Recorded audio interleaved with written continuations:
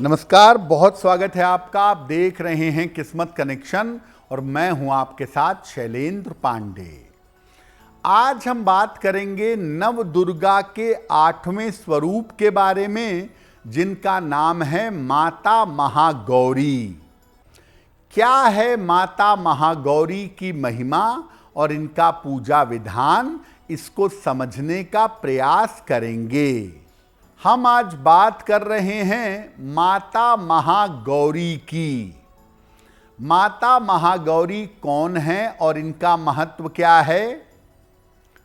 नवरात्रि के 8वें दिन यानी अष्टमी तिथि पर माता महागौरी की पूजा का विधान है।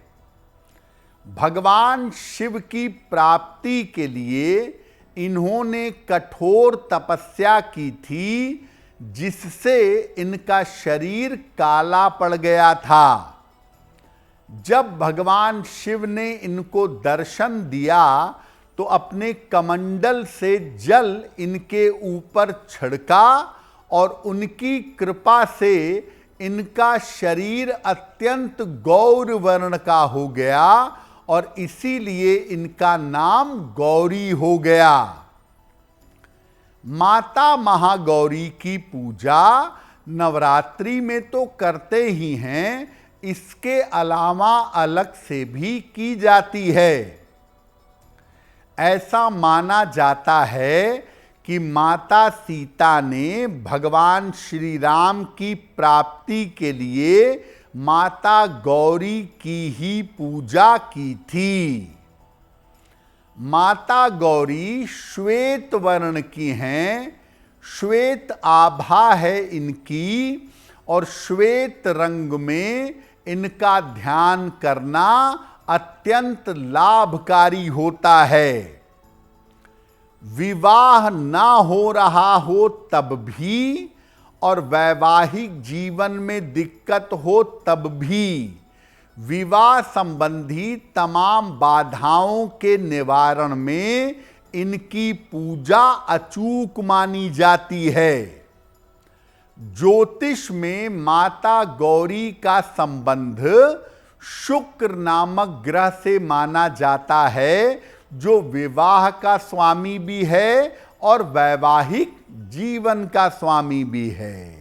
देखिए, माता महागौरी की पूजा महापूजा है, इसीलिए अष्टमी तिथि को महाअष्टमी कहते हैं। माता गौरी का पूजा विधान क्या है? पीले रंग के वस्त्र पहनकर इनकी पूजा करें। महिलाएं पीला वस्त्र पहने, पुरुष चाहें तो पीला या सफेद कोई भी वस्त्र पहन सकते हैं।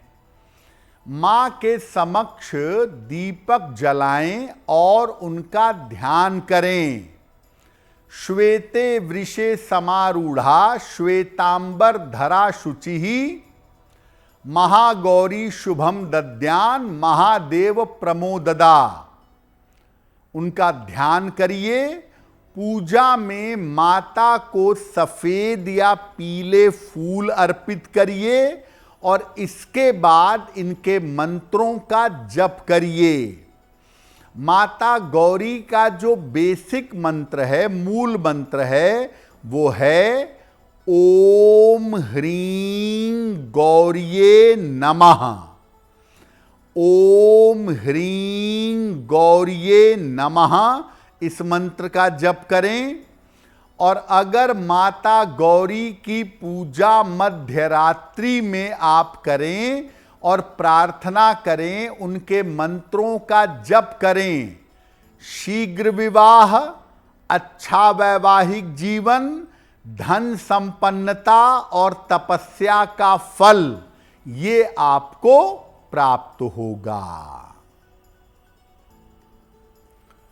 अब आपको बताते हैं कि माता गौरी की पूजा की विशेष बातें क्या हैं, कौन सी महत्वपूर्ण बातें हैं माता गौरी की पूजा की।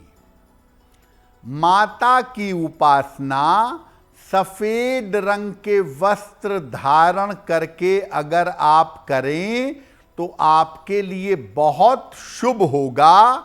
महिलाएं चाहें तो पीला वस्त्र पहन सकती हैं। माता को सफेद फूल और सफेद मिठाई अर्पित करें। साथ में माता को गुलाब या चंदन का इत्र भी अर्पित कर सकते हैं। माता गौरी की पूजा अगर कोई भी करे हृदय से, श्रद्धा से, भाव से, तो उसका मनचाहा विवाह हो जाता है। और शुक्र संबंधी जो समस्याएं हैं, यानी वैवाहिक जीवन की दिक्कतें, वैभव की दिक्कतें, संपन्नता की दिक्कतें, ये तमाम दिक्कतें दूर हो जाती हैं। कुछ परिवारों में अष्टमी तिथि को कन्याओं को भोजन कराते हैं और कुछ परिवारों में नवमी तिथि को कन्याओं को भोजन कराया जाता है। इसकी परंपरा, महत्व और नियम क्या हैं? देखिए, नवरात्रि केवल व्रत और उपवास का पर्व नहीं है, ये नारी शक्ति के सम्मान का, कन्याओं के सम्मान का, उनके महत्व को समझने का पर्व भी है। इसीलिए नवरात्रि में कुंवारी कन्याओं को पूजने की और भोजन करने की परंपरा पाई जाती है। हालांकि शास्त्र कहता है कि नवरात्रि के 9 दिन रोज कन्या पूजन होना चाहिए, लेकिन रोज ना भी कर पाएं तो अष्टमी और नवमी पर या एक दिन अष्टमी या नवमी पर कन्या पूजन अवश्य करें। 2 साल से लेकर 11 साल तक की कन्या की पूजा का विधान बताया गया है और अलग अलग उम्र की कन्या देवी के अलग अलग स्वरूप को बताती है। कन्या को निमंत्रण दें उसके घर जाकर अपने घर आने के लिए। कन्या जब घर पर आए, ऊंचे आसन पर उनको बैठाएं, उनका पैर धुलाएं, पैर पोंछें, फिर उन्हें आसन पर बैठाएं और उन्हें पवित्र भोजन, सात्विक भोजन दें। सात्विक भोजन उनको ग्रहण करवाएं। भोजन ग्रहण करवाने के बाद उनको लाल चुनरी ओढ़ाएं, उनको उपहार दें, उनकी आरती करें, उनको दक्षिणा दें और उनके चरण छूकर उनसे आशीर्वाद लें।